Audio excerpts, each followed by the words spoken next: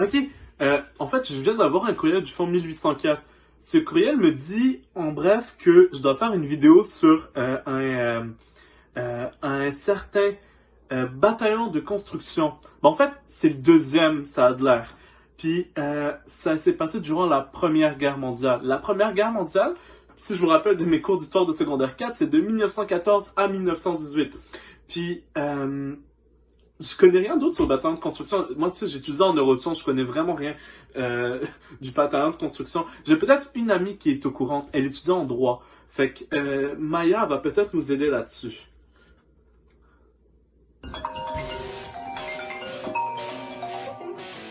Allô? Salut Ryan, ça va bien? Oui, merci. Le deuxième bataillon de construction? Ouais, j'avais lu sur le sujet il y a pas longtemps, tu veux qu'on en parle? Ok, c'est parti!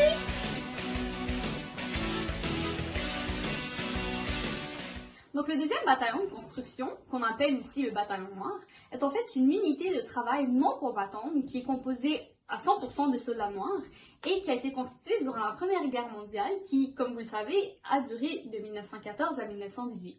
Dans l'histoire militaire canadienne, il s'agit du premier bataillon entièrement composé de soldats noirs.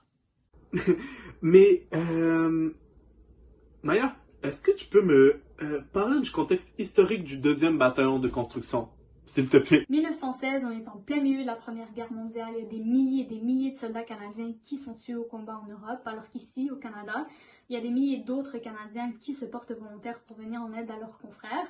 Cependant, il y a un groupe particulier d'individus qui se voient refuser l'accès aux troupes canadiennes, et vous l'aurez deviné, ce sont les Afro-Canadiens.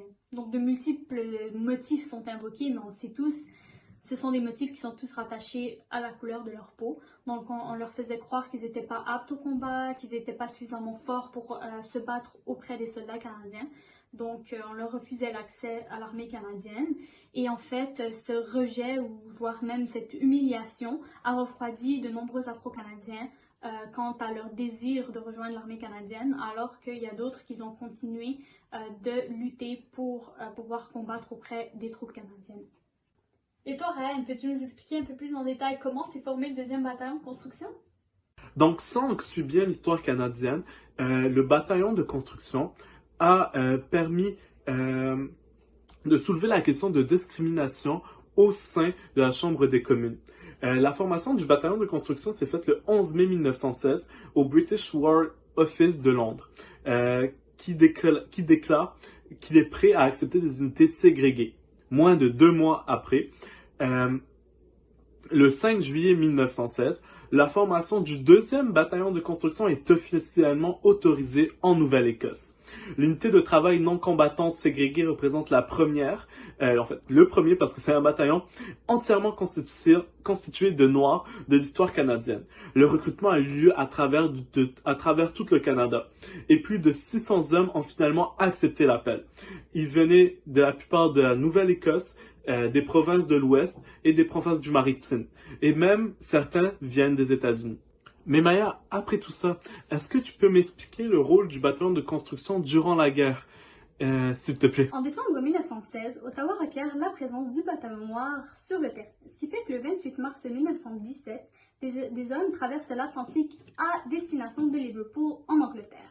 À bord du navire, il y avait un total de 19 officiers qui étaient majoritairement blancs, ainsi que 605 recrues afro-canadiennes. Même à bord du navire, les recrues afro-canadiennes ont fait face à énormément de discrimination car il se faisait dire constamment par les officiers qui étaient majoritairement blancs qu'on ne voulait pas voyager avec des individus de couleur noire. À leur arrivée en Angleterre, les membres du bataillon noir se sont directement mis au travail.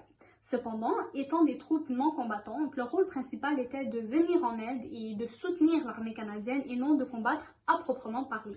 Ce qui fait qu'ils construisaient des routes et des chemins de fer, ils creusaient des tranchées et ils ramenaient les morts et les blessés au camp. J'ai bien compris. Sa mission était juste en France? Au service militaire en Angleterre, soit vers la fin de l'année 1917, les membres du bataillon noir ont été envoyés dans la partie est de la France, où ils ont accompagné le corps forestier canadien.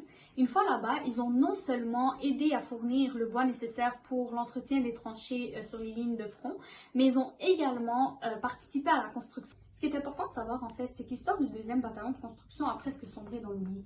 Par exemple, ici au Québec, et je suis sûre que c'est le cas aussi ailleurs au Canada, on n'en parle pas suffisamment dans les cours d'histoire, notamment lorsqu'on parle de la Première Guerre mondiale, alors que c'est non seulement une part importante de l'histoire militaire canadienne, mais c'est aussi une part primordiale de l'histoire des Afro-Canadiens.